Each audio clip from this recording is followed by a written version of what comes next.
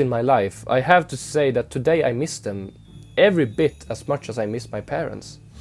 Janine worked as an office manager, but she took a leave of absence in the first few months after the murders so that she could be home to support me.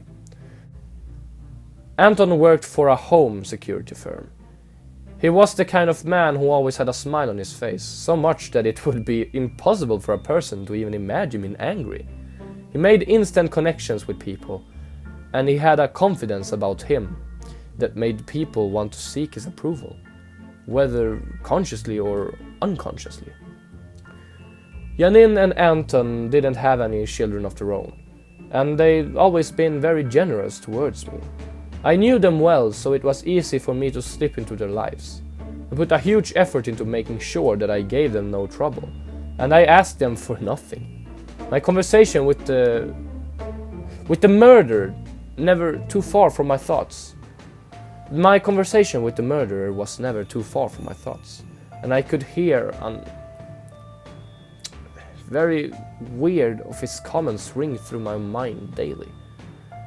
I give kids what they ask for. The good kids and the bad kids.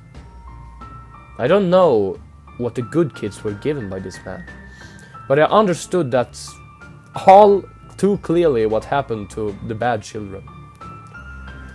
It was 2 months before I felt like I was ready to go back to school. Janine and Anton, and even the school administration, were very helpful and understanding throughout the whole process. My classmates welcomed me back with a smile and words of encouragement. It's often said that children can be cruel, but I think it's even more true that they can be the sweet and supportive people in your life. I really can't empathize enough of how returning to all my friends helped me along in the healing process. My anxiety began to ebb, and my therapist proclaimed that it was a major milestone for me.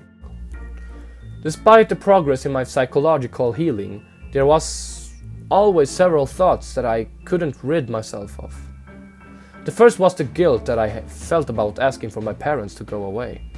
I knew full well that the murder of my parents was in no way my fault, but there was always that nagging voice that wouldn't let it drop. I'd asked for them to be taken away, and that's exactly what happened. The second thought was that the murdered would return again the following Christmas. Initially, all the adults assured me that he would be arrested quickly. Then when that didn't happen, I was promised that there was no way he could even get his hands on me, and that I was safe. They made sure that I was never left alone, and when Janine went back to work, she only did so part-time so that she could pick me up when school let out. I also had difficulty with the more unbelievable aspects of what happened that night.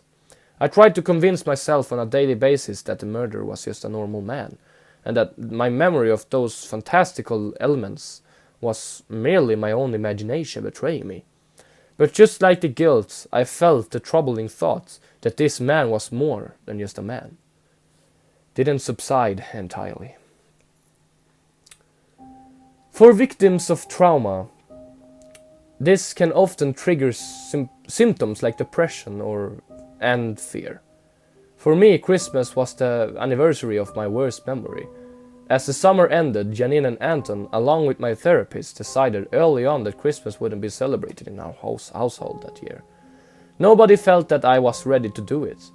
And they were right. Since we knew that Christmas was going to be an ordinary day for us, Janine and Anton made sure to throw a huge birthday party in October of that year, when I turned 9. It seemed like most of the community turned out. We had a bounce house, ponies, and even a magician. Everyone, including me, had a great day. It was probably the first time in 10 months that I'd grin. Sure, there have been smiles up to that point, but I'm referring to the type of grin where your teeth show and the elation on your face can't be mistaken.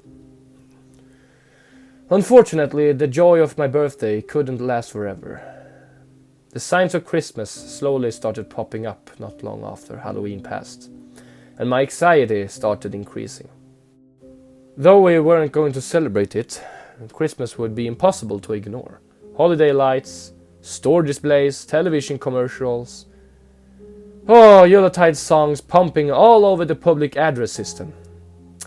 How can one avoid those and still function within society? Though those harbingers couldn't be avoided altogether, Janine and Anton made a concerted effort to minimize my exposure. Instead of letting me watch TV shows, Anton taught me the game of chess, which we played nightly for the most part. They avoided taking me to any stores, and kept me home, or close by, as much as possible. Avoiding these triggers probably helped somewhat, but I still can't get rid of that thickening feeling in my chest that I felt every morning when I woke up. I managed to avoid any sort of breakdown until the 21st December. Aunt Janine, because she was taking care of me, had herself been staying home an inordinate amount of time. Finally, after our 5th game of rummy in a row, she had enough. She tossed her cards aside. You know what, Miles? We have been cooped up for too long. Let's get out of here. We'll go get some ice cream. One little trip out won't hurt, right? I smiled in response. Okay. Ice cream sounded good, even in the middle of December. Aunt Janine, who was talkative by nature, kept the conversation flowing all the way to the ice cream shop. I suppose this was her attempt to keep my focus away from the lights and displays that we passed by. And it worked too. As a kid questions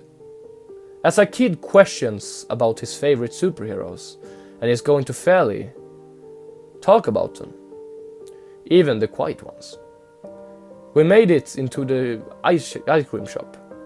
I ordered a double scoop of chocolate fudge brownie. We sat down to eat our treats with Aunt Janie still engaging me in conversation. Just for a brief moment, a nearby toy store's glittering Christmas display caught my eye through the window. They had a life-size poster plastered in their display window. It was a picture of Santa upon a rooftop, posed in a position as if he were just about to ready to climb down the chimney. Blazing Christmas lights surrounded the display, and large words spell out, "What do you want for Christmas?" I tried to turn away, but the colorful lights clouded my vision, enlarging in their scope until they all combined, finally creating a great white light. "Miles? Miles?" My aunt's voice was becoming more and more urgent. I suddenly realized she had been calling my name for several moments. The cup of ice cream dropped from my hand. I just want them back. At that moment, the tears flowed freely. I could think of nothing else. I was hysterical. Aunt Janie quickly come over to my side of the table. Oh my God, Miles, I'm so sorry. She grabbed me and hugged me tightly. She held me in her arms firmly as I could. This was a bad idea. I'm so sorry, sweetie. I'm sorry I brought you out. That was stupid of me. I'm so sorry. I missed them too. It took at least 15 minutes for Aunt Janie to calm me down to a point we could leave the shop. We left our unfinished ice creams behind. No other incidents happened in the next couple of days, and my interactions with Anton and Janie helped distract me. Finally, it was Christmas Eve. I was quiet all day long, even more so than usual. Anton noticed and had a talk with me after dinner. "You okay, bud?" I nodded my head yes. Despite my assurance that I was okay, he could tell I wasn't. He knew almost exactly what was on my mind. "Come here, Miles. Let me show you a few things." I followed him to the living room, where he showed me a window. "See these windows?" He slapped his hand on the pane to show me how solid it was. "This is the strongest window that they make for residents. My company installed this. They're unbreakable, and there's no way someone can open them from outside." I stared at the window, while on the other side blackness enveloped the house. He took me over to the door. See how strong it is. It would take a tank to knock down this door.